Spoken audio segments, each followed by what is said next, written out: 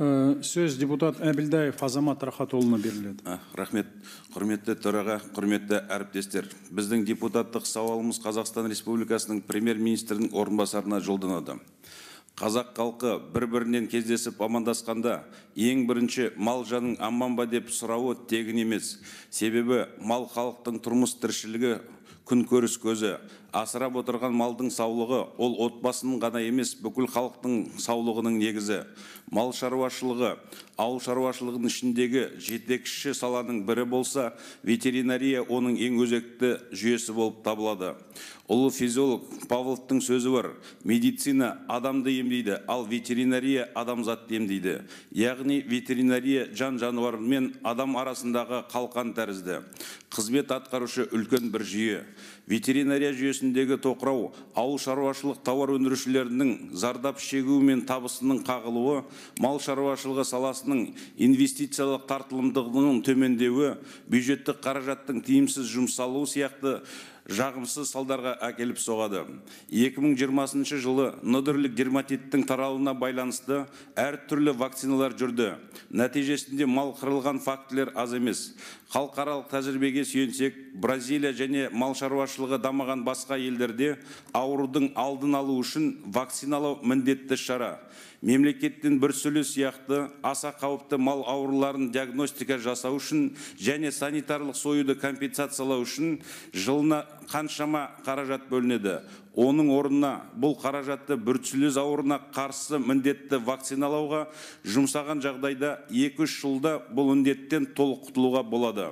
Екінші, ереже бойынша төл туылғаннан кейін 1 апта ішінде тіркелуі тиіс. Ал тіркелмеген жағдайда фермерлерге негізсіз айыппұл салынып, мемлекеттік қолдаудан қағылуға әкеп соғады.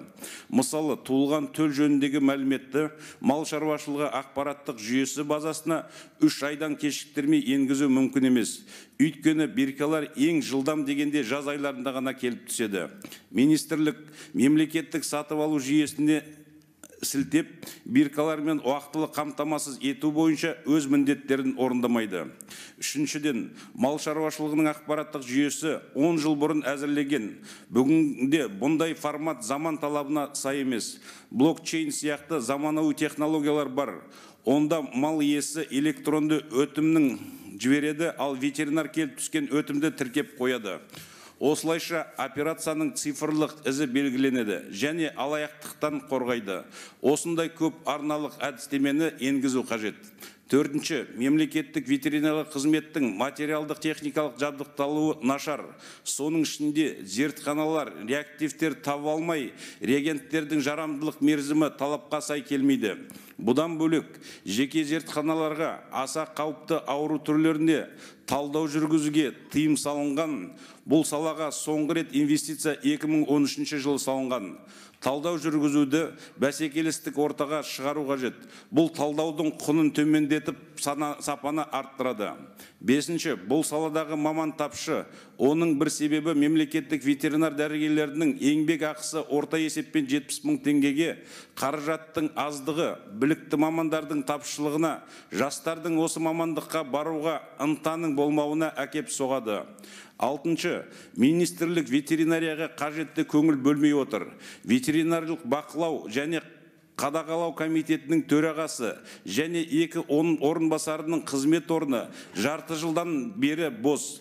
Бұған қоса ветеринария жөніндегі салалық вице-министр тағайындалмаған. Мал шаруашылығы өнімін экспорттау үшін жаңа нарықтар ашылмаған.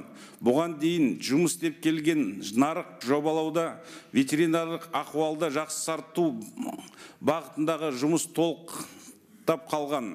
Айта берсек, кемшіліктер аз емес. Жүйеге асқақтап тұрғанда ауыл шаруашылығы саласы шығынға батып қана қоймай, ауру адамға да жұғып, халықтың өміріне қауіп төндіреді. Ішіп отырған сүтіңіз, етіңіз таза болса, ауру да болмайды. Сондықтан да осы саланы жетілдіруге байланысты ұсыныстарымызды, қолдауларыңызды сұраймыз. Құрметпен Ақ Жол фракциясының депутаттары. Рахмет.